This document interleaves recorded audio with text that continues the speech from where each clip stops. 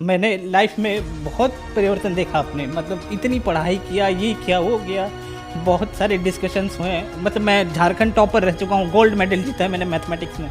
इन सब का क्या है? ये सब कुछ नहीं है सर, मैं बता रहा हूँ आपको। 2.5-3 लाख रुपए तो सैलरी है आज मेरी महीने की। मतलब वो जो भी हो चुका हो सका है, वो सब सिर्फ और सिर्फ संत रामपाल जी महाराज की वजह से हो सका है। जो भी व्यक्ति इस बात को अगर बोलता है कि मतलब मैं साइंस हूँ और मैं आपको चैलेंज कर सकता हूँ, मैं बता रहा हूँ आपको, आप एक बार उनका सत्संग बस सुनकर देखिए। वो जो वहाँ जेल में बैठे हुए हैं ना, वो साक्षात भगवान है। नमस्कार सर। नमस्कार सर। सर क्या नाम है आपका? मेरा नाम नीलमणि दास है। मैं जांजगीर चांपा छत्तीसगढ़ का रहने वाला हूँ और अभी फ़िलहाल गुड़गांव में एक यूएक्स डिज़ाइनर की पोजीशन पे कार्यरत हूँ। सर संत रामपाल जी महाराज से नाम दीक्षा आपने कब ली? मैंने संत रामपाल जी महाराज से नाम दीक्षा 20 मई 2014 को ली थी। सर संत रामपाल जी महाराज से नाम दीक्षा लेने से पहले क्या आप कोई भक्ति साधना भी करते थे? जी सर, मैं आशाराम से जुड़ा हुआ था। आशाराम जी की भक्ति करता था। ऑलमोस्ट मुझे 6 साल हो गए थे उनकी भक्ति करते करते। और उनकी भक्ति करते करते कुछ खास वैसे तो लाभ नहीं हुआ था, बट थोड़ी बहुत जो बुराइयां थी मेरे अंदर में वो छूट गई थी, मगर ऐसा कुछ एडवांस लेवल पे कुछ लाभ नहीं हुआ था सर। जी। तो फिर क्या कारण बना कि आप संत रामपाल जी महाराज की शरण में आए? जी, मैं एक साइंस का विद्यार्थी हूँ सर। मैं मतलब आईआईटी बॉम्बे में मैंने पढ़ाई भी की है। तो मेरे भैया पहले ही संत रामपाल जी महाराज से नाम दीक्षा ले चुके थे। तो उनके साथ मैंने बहुत आर्ग्यूमेंट किया कि भैया ये क्या हो सकता है, मतलब इंसान कैसे भगवान का रूप का दर्जा मिल सकता है किसी को। तो मैंने बहुत आर्ग्यूमेंट किया। मैं आसाराम जी की पॉइंट ऑफ उनके टाइम पे भी मैंने बहुत आर्ग्यूमेंट किया था कि नहीं, साइंस से बड़ा तो कुछ है ही नहीं, मतलब विज्ञान ही है सब कुछ गॉड का एग्जिस्टेंस आप ऐसे किसी आदमी को नहीं बता सकते। लेकिन जब उनसे बहुत डिस्कशन चला मेरा, संत रामपाल जी महाराज के मैं आश्रम गया। मैं आश्रम जाने के दौरान मुझे ये लगा कि ये तो बिल्कुल अलग जगह है। यहाँ पे लोगों को मुफ्त में खाना सोने का व्यवस्था, क्योंकि आशाराम के पास में मैं जा चुका था, वहाँ पे पैसे से आपको दिया जाता था। मतलब आप पैसे कूपन कटाओ और उसके बाद में आपको दाल चावल मिलती थी। वहाँ पे इतना कोई व्यवस्था नहीं था। बड़े जो पैसे वाले हैं उनको आगे बैठाया दिया जाता था, हम लोग बहुत पीछे बैठते थे और कहीं से दूर में तो छोटी मोटी झलकी मिलती थी आशाराम जी की। लेकिन यहाँ पे देख रहा हूँ सारे लोग आके आराम से परमात्मा आशीर्वाद दे रहे हैं। और उसी दौरान पे मुझे थोड़ा सा मन में एक तो कहीं विचार हुआ, नहीं यार, मैंने कहीं और भी भक्ति की है तो यहाँ पे भी आकर एक कोशिश की जाए। संत रामपाल जी महाराज से मैंने नाम उपदेश लिया। संत रामपाल जी महाराज ने आशीर्वाद भी दिया। और मुझे सबसे एक आश्चर्य बात और लगी सर कि आप किसी भी व्यक्तिजन के आश्रम में जाएं, आशाराम जी को ले लें या किसी और भी बहुत सारे संत और जो पुरुष अपने आप को बताते हैं उनके आश्रम में जाएंगे, तो वो लोग इंडिविजुअली आपको आकर आशीर्वाद नहीं देते हैं। मतलब जो मैंने नोटिस किया संत रामपाल जी महाराज के आश्रम में, वो हर एक शिष्य को आकर उनके सर पर हाथ रखकर आशीर्वाद दे रहे थे, जो कि अपने आप में एक बहुत बड़ी बात है। मतलब कौन से एक आप इतने बड़े पदवी पे पहुंच गए हो तो अपने आप को समझने लग जाते कि नहीं मैं तो आई एम गॉड।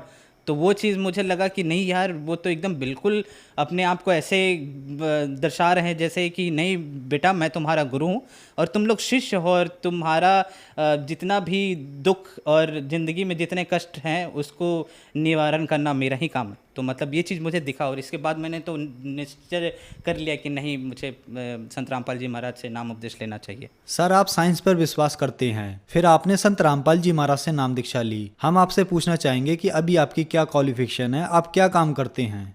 जी, मेरी क्वालिफ़िकेशन, मैं national institute of fashion technology से बैचलर इन डिज़ाइन टेक्सटाइल में मैंने डिग्री ली है। मैं उस दौरान पे शाहरुख खान, आपने अभिनेता का नाम सुना होगा, मैंने उसके के घर का इंटीरियर भी डिज़ाइन किया हुआ है। ये इंडिया टुडे के आर्टिकल में पब्लिश भी है। आप मेरा नाम अगर नील मणि करके इंडिया टुडे टाइप करेंगे तो आपको मिल जाएगा। उसके आर्टिकल में, टॉप आर्टिकल में ही मेरा नाम है। और शाहरुख खान के इंटीरियर करने के बाद बहुत बड़े बड़े डिज़ाइनर्स के भी साथ भी मैंने काम किया, जिनमें से मनीष अरोरा हैं और करण जौहर, वरुण बहल के साथ भी काम किया। और वो छोटी छोटी बहुत उपलब्धियां थी जिसको संजो कर मैंने मास्टर डिग्री के लिए भी कोशिश करी। मास्टर डिग्री में मैंने आईआईटी बॉम्बे का एग्ज़ाम दिया पहली दफ़ा जब एग्ज़ाम दिया था तो उस वक्त मेरा सिलेक्शन नहीं हुआ था। आईआईटी गुवाहाटी शायद मिलता बट नहीं भी मिल रहा था, लेकिन दूसरी दफ़ा आईआईटी बॉम्बे मिला मुझे और ऑल इंडिया रैंक 27 मैंने प्राप्त किया। आईआईटी बॉम्बे में मैंने इंडस्ट्रियल डिज़ाइन, जिसको आप बोल सकते हैं कि स्पेसिफिकली उसका स्पेशलाइजेशन ह्यूमन कंप्यूटर इंटरेक्शन था, उसमें मैंने पढ़ाई की। और उसके बाद अभी फ़िलहाल मैं एक अमेरिकन कंपनी थॉटवर्क्स में एक सीनियर यूएक्स स्पेशलिस्ट के रूप में कार्यरत हूँ। सर, तो मैंने मास्टर डिग्री आईआईटी बॉम्बे से करी है। मुझे ऑल इंडिया रैंक 27 मिला था। आईआईटी बॉम्बे में मुझे गोल्ड मेडल भी मिला है, जिसमें फाइनल डिग्री का जो आपको प्रोजेक्ट सबमिट करना होता है उसमें मुझे गोल्ड मेडल मिला, बेस्ट स्टूडेंट का अवार्ड मिला था मुझे। और संत रामपाल जी महाराज के ही आशीर्वाद से मेरा आईआईटी बॉम्बे में सिलेक्शन हुआ था। आईआईटी एक इतनी बड़ी संस्थान है, मतलब लाखों बच्चे वहाँ एडमिशन के लिए तड़पते हैं, मरते हैं, मतलब कि नहीं वो वहाँ पे हमारी एडमिशन हो जाए, लेकिन सिर्फ आशीर्वाद मात्र से, संत रामपाल जी महाराज के आशीर्वाद मात्र से वो सिलेक्शन हो गया था मेरा। और ये सर मैं ये आपको ये भी बात बताना चाहूँगा, मैं संत रामपाल जी महाराज के पास में मैं 2013 में भी एक बार जा चुका था, जिस समय भैया ने मुझे बोला कि तुम जाकर आश्रम देखो, तुम्हें नाम उपदेश लेने का इच्छा करेगा तो ज़रूर लेना। उससे पहले भी एक बार मैं गया था, जिस दौरान पे मैंने उसी वक्त बोला था भैया को कि अगर मुझे आईआईटी बॉम्बे में मेरा सिलेक्शन हो जाए ना भैया, तो मैं पक्का काम उपदेश लूँगा, तो मुझे समझ में आ जाए कि हाँ यही कि ही इज़ द गॉड। तो जैसे ही मैंने बोला कि संत रामपाल जी महाराज से मेरी वार्तालाप भी हुई, मैंने उनको बोला कि मैं आईआईटी बॉम्बे में मैं एडमिशन चाहता हूँ, तो उन्होंने एकदम आशीर्वाद दिया और बोला बेटा हो जाएगा, और हो ही गया। मतलब इससे बड़ी चीज़ और क्या हो सकती है। नीलमणि जी, आपने आईआईटी मुंबई से अपनी पढ़ाई पूरी की है और आप गोल्ड मेडलिस्ट स्टूडेंट रहे हैं। संत रामपाल जी महाराज के बारे में ये कहा जाता है कि उनसे श्रद्धालु अंधश्रद्धा के तहत जुड़ते हैं। कम से कम आप जैसे लोग जो टॉप आईआईटी कॉलेज में गोल्ड मेडलिस्ट स्टूडेंट हैं, टॉप इंजीनियर्स, टॉप डॉक्टर्स जो संत रामपाल जी महाराज से जुड़ रहे हैं, आप लोगों को तो हम नहीं कह सकते कि आप लोग संत रामपाल जी महाराज से अंधश्रद्धा के तहत जुड़े हैं। तो क्या ये धारणा बनाई गई है या ये धारणा कहीं ना कहीं तक ठीक है? ये धारणा मुझे लगता है कि जब बरवाला कांड हुआ था उसके बाद में सोची समझी तहत एक साजिश थी। मतलब गवर्नमेंट ने बहुत अच्छे तरीके से प्री प्लान किया था मेरे ख्याल से कि संत रामपाल जी महाराज के जो अनुयायी हैं उनको ये बताया जाए कि अंधश्रद्धा से ये जुड़े हुए हैं, और उनके ज्ञान को भी अलग तरीके से पेश किया गया। बट मैं आपको बताता हूँ, आईआईटी के 70-80% स्टूडेंट को आप देख लेंगे वो एथीज़म की ओर जा रहे हैं, मतलब वो कंप्लीट एथिस्ट होते जा रहे हैं। उनको गॉड पे में यकीन ही नहीं है कि गॉड का एग्जिस्टेंस है, इसने इस पर्टिकुलर यूनिवर्स को किसने क्रिएट किया है। अरे भाई, आप बोलते हो कि ये गैलेक्सी इतना बड़ा है, मुझे दिखाई नहीं देता, इतना अभी तक आप मानिए सर कि जितने सारे आपके फिलोसोफर हैं, जितने सारे आपके साइंटिस्ट हैं, इवन आप बोलिए ना तो जो आईआईटी से मास्टर डिग्री लेते हैं उनको आप एक जूनियर साइंटिस्ट भी बोल सकते हैं, और मैं एक जूनियर साइंटिस्ट भी हूँ। लेकिन आप जो छोटे छोटे जितने भी वहाँ पे स्टूडेंट हैं, आप उनसे जाकर आप ये पूछेंगे ना, उनका जो विश्वास है गॉड की ओर एक बिल्कुल भी बदल चुका है। मतलब लोग इतने ज़्यादा अंधविश्वास की ओर जा चुके हैं कि आपको यकीन नहीं होगा। और ये संत रामपाल जी महाराज को इस तरीके से ठहराना, उन्होंने एक एक चीज़ को, हर एक शास्त्रों को खोल के, वेद को, सभी चीज़ों को बताया है कि कहाँ पे भगवान का जिक्र है और वो भगवान आखिरकार कौन है, और हमें किस भगवान का पूजा करना चाहिए, किस तरीके से करना चाहिए, और सही तरीके का गुरु कौन है। उन्होंने तो सिर्फ यही बताया। मेरे ख्याल से शायद ये चीज़ जितने भी और धर्म गुरु थे उनको पची नहीं होगी, क्योंकि उन्हें उनका जो व्यवस्था चल रहा है आजकल का, शायद हो सकता है कि जिस तरीके से ये ज्ञान प्रचार हो रहा था तो उनको लगता है कि शायद मेरा बंद हो सकता है, इसलिए उन्होंने इस तरीके का षड्यंत्र रचा। ये बिल्कुल, आप अगर खुद में पढ़े लिखे हैं, आपको साइंस पे विश्वास है, आप थोड़ा बहुत भी मेटाफिजिक्स या फिर आपको लगता है कि मैं अध्यात्म में बिलीव करता हूँ, तो आप किताबों को खोलिए, गीता को खोलिए, आप चारों वेद को खोलिए, पुराणों को खोलिए, जो संत रामपाल जी महाराज सत्संग में बताते हैं, सिर्फ आप उनको देखिए और समझने की कोशिश कीजिए, आपको बहुत परिवर्तन दिखेगा, आपको लगेगा कि एक्चुअल में सच्चाई क्या है। नीलमणि जी, आप हाईली एजुकेटेड पर्सन हैं। आप इन बातों को अच्छी तरीके से जानते हैं। लोग तीर्थों पर जाते हैं, गुरु बनाते हैं, भगवानों की पूजा करते हैं। टॉप इंडिया के हॉस्पिटल और विदेशों के भी हॉस्पिटल कह देते हैं कि आपकी बीमारी लाइलाज है, ये ठीक नहीं हो सकती। प्रूफ के तौर पर वो अपनी रिपोर्ट्स भी दिखाते हैं और संत रामपाल जी महाराज उन बीमारियों को ठीक कर देते हैं। क्या कारण है? मुझे लगता है कि जो आजकल देखिए बहुत सारे ऐसी ऐसी बीमारियां होती हैं जिनको डॉक्टर भी बोल देते हैं कि ये मेरे से पॉसिबल नहीं है, ये ठीक नहीं हो सकता। मैं अपना ही एग्जांपल आपको बताता हूँ। मतलब मैं खुद भी ब्रोंकाइटिस का पेशेंट रह चुका हूँ। इन्हेलर था मेरे पास में, मैंने बहुत सारे डॉक्टर्स के पास गया हूँ जिस दौरान मैं अपने बैचलर डिग्री कर रहा था उस समय, और दिल्ली में पॉल्यूशन बहुत बढ़ा हुआ था, तो उस समय सांस लेने में बहुत तकलीफ़ होती थी।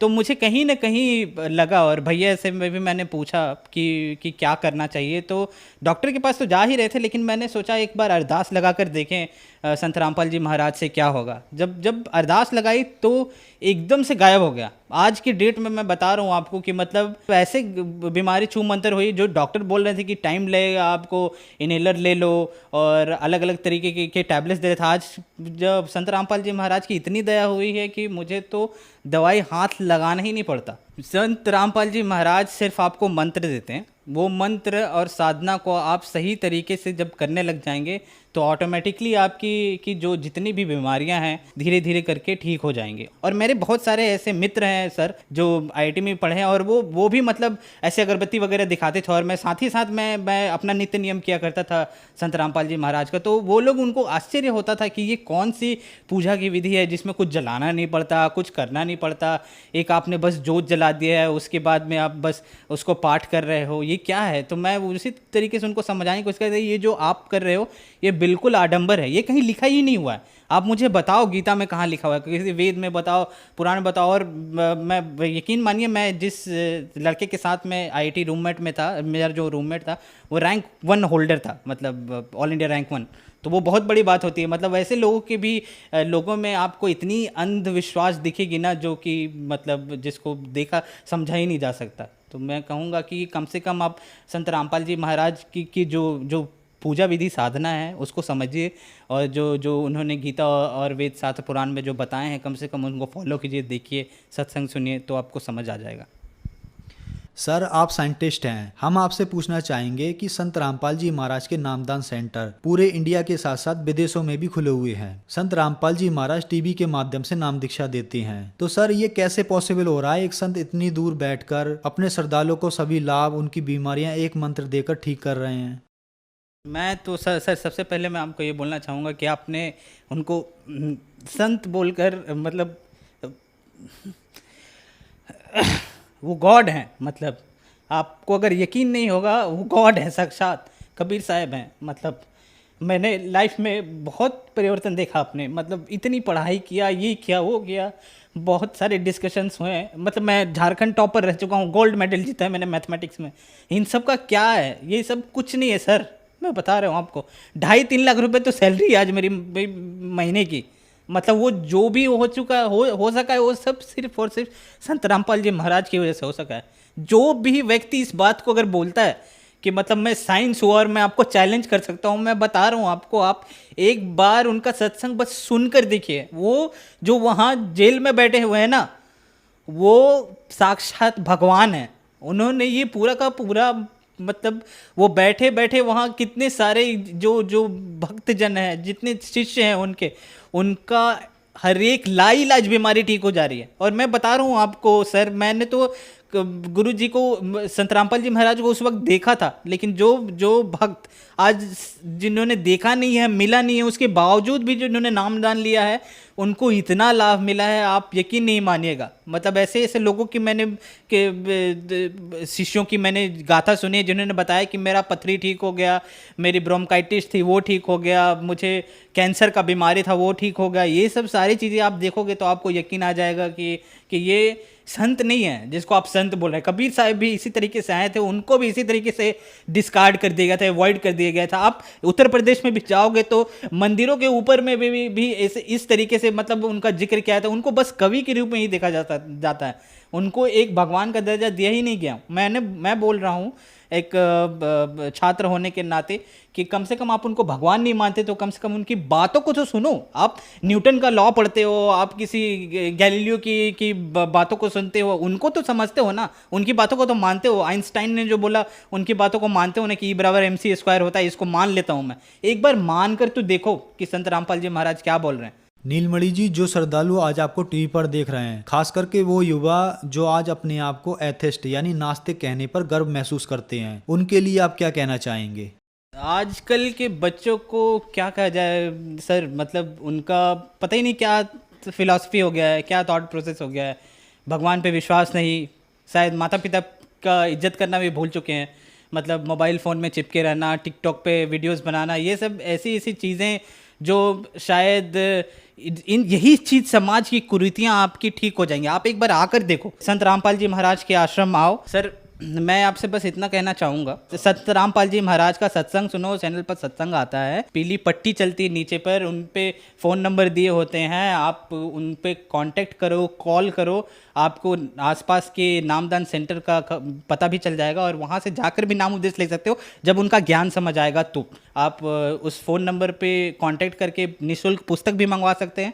पुस्तक को पढ़िए, पूरा का पूरा मिलान कीजिए बुक बाय बुक, जब आपको समझ आ जाए तो आप नाम उपदेश ले सकते हैं। धन्यवाद जी। सत साहिब।